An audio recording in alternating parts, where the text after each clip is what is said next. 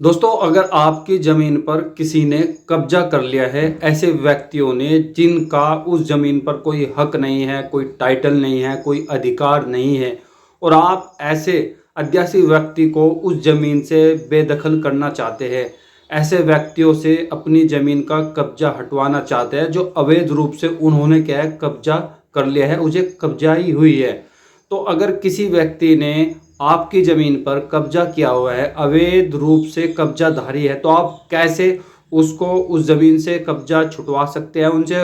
और न केवल कब्जा छुटवा सकते हैं बल्कि उनके ऊपर क्या है आप जुर्माना भी लगवा सकते हैं, आप उनसे क्या है जुर्माने की राशि भी वसूल सकते हैं।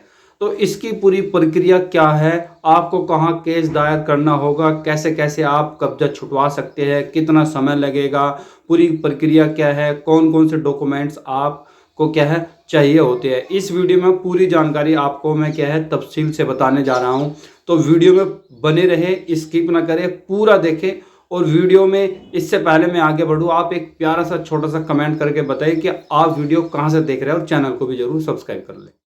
तो दोस्तों, आज का हमारा टॉपिक है राजस्व संहिता उत्तर प्रदेश की, जो राजस्व संहिता है 2006 की, उसकी धारा 134 की, कि आप कैसे कब्जाधारियों से जिन्होंने आपकी ज़मीन पर अवैध रूप से कब्जा कर लिया, आप कैसे अपनी ज़मीन को छुटवा सकते हैं।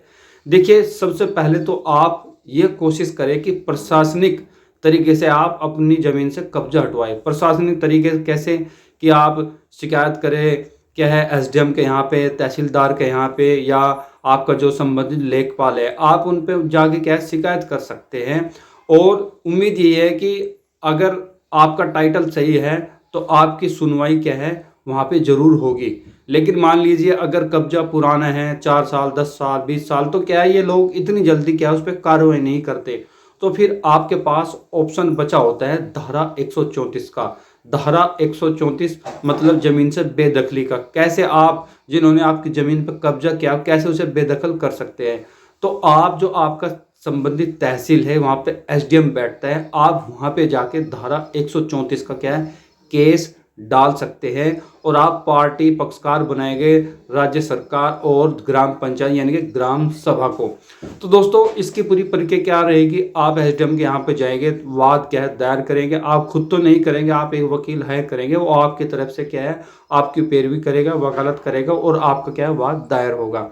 और अगर आपका टाइटल सही है, आप बिल्कुल अपनी जगह ठीक है, आप ही उस जमीन के असली मालिक हैं, तो आपकी जमीन आपको वापस दिलाई जाएगी।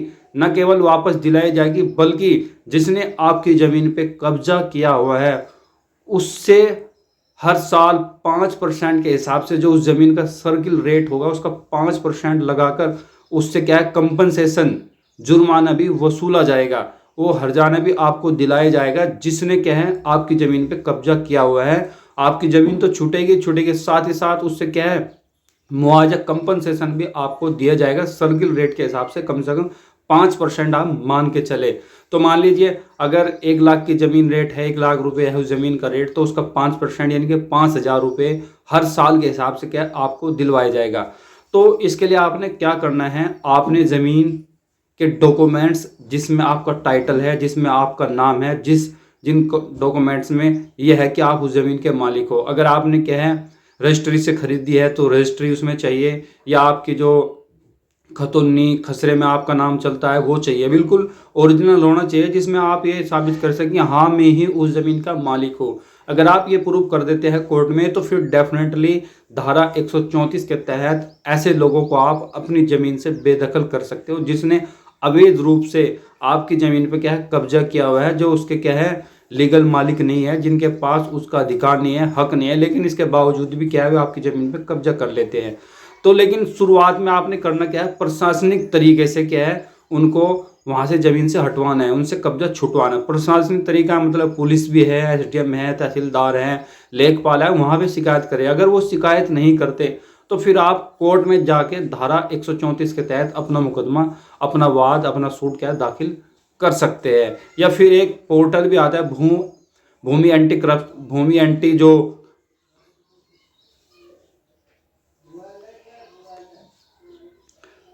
सरकार ने अलग अलग पोर्टल भी बनाए हुए हैं, जन सुनवाई पे भी आप अपनी कंप्लेन दायर कर सकते हैं, कंप्लेंट डलवा सकते हैं, वहाँ भी आपको बिल्कुल मदद मिलेगी।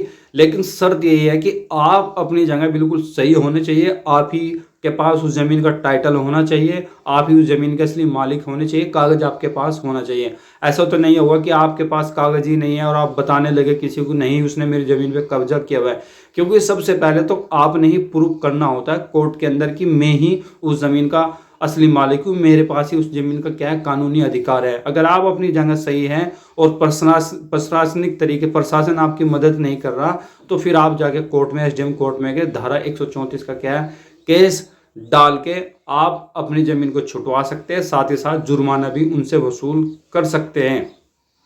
और साथ ही साथ जो भी जन सुनवाई है वहाँ भी अपनी कंप्लेंट डालिए, कैसे भी करके आपकी ज़मीन आपको मिलेगी, बशर्ते आप उसके पास उस ज़मीन का लीगल टाइटल होना चाहिए।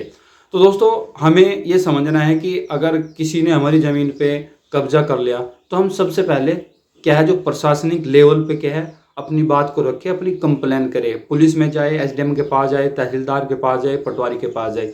अगर वहाँ से हमारा मामला नहीं बनता तो फिर लास्ट में हम क्या है 134 के तहत मुकदमा वाद दायर करके क्या है अपनी ज़मीन को छुटवा सकते हैं। और जिसने आपकी ज़मीन पे अवैध कब्जा किया हुआ है उसे आपकी ज़मीन को छोड़ना पड़ेगा, साथ ही साथ जुर्माना भी देना पड़ेगा।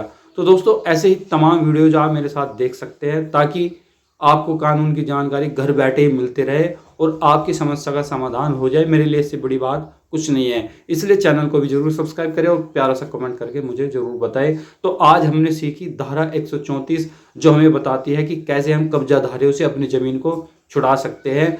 समय लगता है दोस्तों, लेकिन अगर आप अपनी जगह सही है तो यकीनन आपको इंसाफ मिलेगा, आपकी ज़मीन आपको जरूर वापस मिलेगी और साथ ही साथ जुर्माने के रूप में भी आपको राशि दिलाई जाएगी।